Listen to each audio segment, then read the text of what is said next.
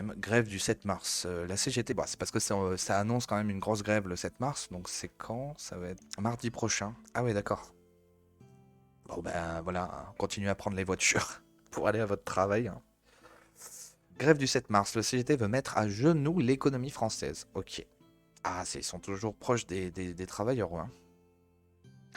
C'est rigolo. La CGT a réuni 5 de ses fédérations un jeudi à Montreuil pour détailler son plan d'action en vue de la grève du général du 7 mars prochain. Le syndicat promet une grève reconductible par période de 24 heures.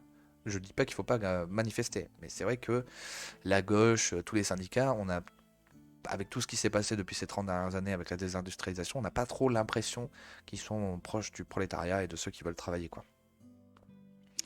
Alors, la CGT prévoit de frapper fort mardi 7 mars. En vue de cette journée de mobilisation contre la très critiquée réforme des retraites, le syndicat a réuni ses troupes jeudi 2 mars à son siège à Montreuil.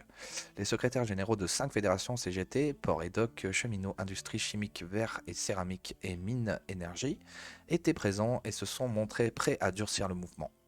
Auprès de ses équipes, la CGT a donc présenté son plan d'action pour le 7 mars. Le mot d'ordre, mettre à genoux l'économie française. À partir de mardi prochain, rapporte Libération.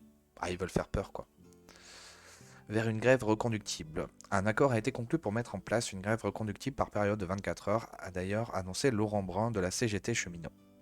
La grève débutera dès le 6 mars au soir et a déjà été rejointe par d'autres organisations syndicales du secteur ferroviaire. Malgré le nombre de gens dans les manifestations, malgré les sondages, le gouvernement déroule son projet. Le débat, il s'en contrefou.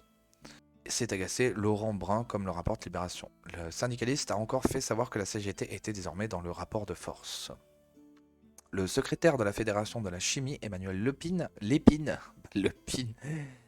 a aussi laissé éclater sa colère, appelant à désorganiser partout et au maximum la production en France. La grève reconductible sera effective dans l'ensemble des raffineries françaises, a-t-il ainsi annoncé comme le relate Libération. Si les dockers mènent déjà quelques opérations à travers des arrêts d'heures supplémentaires et des shifts exceptionnels, ils prévoient une grève de 48 heures les 7 et 8 mars, et même des ports morts pour la seconde journée, indique le Figaro. C'est sûr que là, oui, le listing, c'est quand même...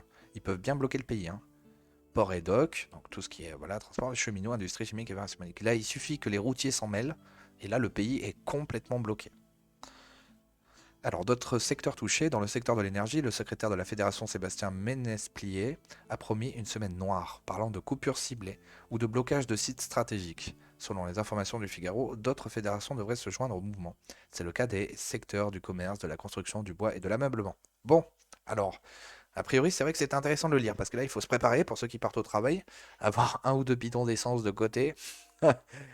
T'as coupure d'électricité, blocage des docks, transport, enfin bon, ça... Ouf. C'est vrai que ça s'annonce bien bien chaud patate. Information à faire monter, n'hésitez pas à aimer et à commenter la vidéo. Putain, ça va être coton. Coton, coton, coton pour la semaine qui arrive. A priori, on va voir. Espérons que les routiers s'en mêlent pas, parce que là, ça va être impossible de circuler, quoi. Bon, on verra bien.